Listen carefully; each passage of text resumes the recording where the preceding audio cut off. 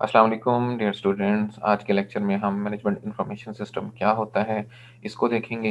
लेकिन इससे पहले हम जो पिछले लेक्चर में हमने जो पढ़ा कि मैनेजमेंट क्या होती है उसके कॉन्सेप्ट्स को देखे हमने कि मैनेजमेंट क्या है, मैनेजमेंट के फंक्शंस क्या है, मैनेजमेंट का रोल क्या है और मैनेजमेंट की स्किल्स क्या रिक्वायर होती हैं। हम उनको ब्रीफली सा देखेंगे। सबसे पहले जो है मैनेजमेंट क्या है। मैनेजमेंट जो है वो कोऑर्डिनेशन और एडमिनिस्ट्रेशन है। कोऑर्डिनेशन कहते हैं बहुत सारे लोगों का मिलकर किसी स्पेसिफिक टास्क को परफॉर्म करना, और एडमिनिस्ट्रेशन ये होता है कि वो उनकी सुपरविजन करना। मतलब जो मैनेजमेंट है वो साथ मिलके काम करना और अपने सब ऑर्डिनेट को की सुपरविजन करना, इसको मैनेजमेंट कहते हैं। मैनेजमेंट के अंदर हम ऑर्गेनाइजेशन के रिसोर्सेज को ऑर्गेनाइजेशन का गोल हासिल करने के लिए इस्तेमाल करते हैं। मैनेजमेंट के 4 फंक्शंस हैं। पहला फंक्शन जो है वो प्लानिंग है कि हमने ऑर्गेनाइजेशन का गोल डिसाइड करना और उस गोल तक किस तरह पहुंचना है उसका लाएअमल तय करना। उसके बाद सेकंड फेज जो है वो ऑर्गेनाइजिंग है कि हमने लाएअमल तय कर लिया, अब उसके लिए मुख्तलिफ टास्क जो हैं उनको किस किस तरह से जो है वो रिसोर्सेज उनको डिस्ट्रीब्यूट करना, ये ऑर्गेनाइजिंग हो गया। थर्ड वन जो है कि मैनेजर का अपने ज़ाती इन्फ्लुएंस से, अपने शख्सी इन्फ्लुएंस से या जो है वो मोटिवेशनल बिहेवियर से ऑर्गेनाइजेशन का जो काम है उसको अचीव करने में हेल्पफुल होना, इसको लीडिंग कहते हैं।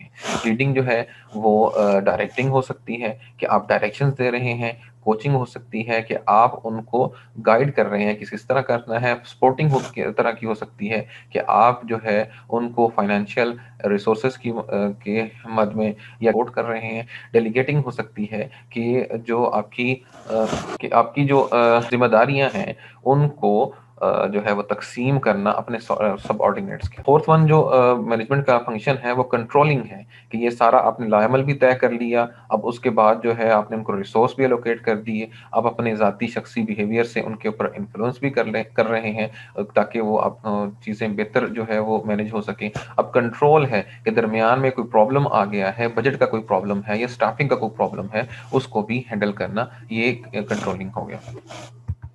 अब हम देखते हैं कि मैनेजमेंट के रोल्स क्या होते हैं। मैनेजमेंट के रोल्स 3 तरह के होते हैं। इंटरपर्सनल रोल हो सकता है, डिसीजनल रोल हो सकता है, इंफॉर्मेशनल रोल हो सकता है।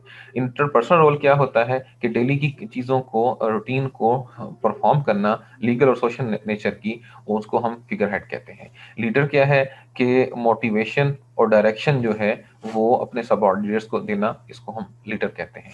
लाइजन क्या है कि नेटवर्क से बाहर जो आपकी ऑर्गेनाइजेशन के जो बाहर के नेटवर्क्स हैं उनसे ऐसी इंफॉर्मेशन लेना जो आपकी ऑर्गेनाइजेशन के लिए सूदमंद है, फायदेमंद है, उसको लाइजन कहते हैं। डिसीजनल रोल्स क्या हो सकते हैं कि इंटरप्रेन्योर, कि आप में कुछ नया करने की जो है वो सलाहियत है और आप में डिसीजन पावर है कि आप कुछ नया कर सकें। डिस्टर्बेंस हैंडलिंग है, चाहे वो रिसोर्स एलोकेशन हो या किसी भी तरह अनएक्सपेक्टेड कोई जो है वो डिस्ट्रीब्यूशन हो रही है रिसोर्सेज की या स्टाफिंग की, तो उसको हैंडल करना, इसको डिस्टर्बेंस हैंडलिंग कहते हैं। ये डिसीजन रोल में आता है। रिसोर्स एलोकेट करना है कि इम्प्रूव करना, उनकी जो है वो सिग्निफिकेंट जो है उनकी जो अहमियत है ऑर्गेनाइजेशन के अंदर, ऑर्गेनाइजेशन डिसीजन के अंदर जो है वो बढ़ाना, इसको ये डिसीजनल रोल की एक और किस्म है।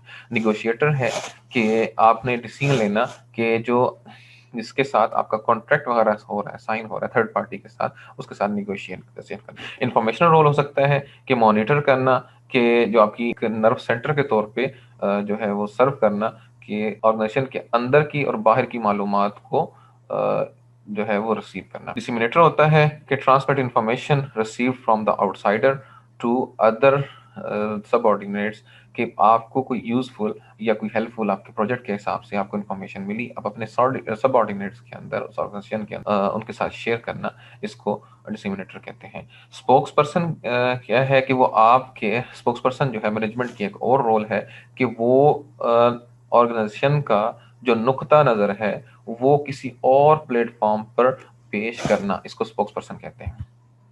मैनेजमेंट के अंदर 3 तरह की स्किल्स हो सकती हैं। वो टेक्निकल हैं कि वो उसकी जो टेक्निकल टास्क के स्पेसिफिक हो सकती हैं।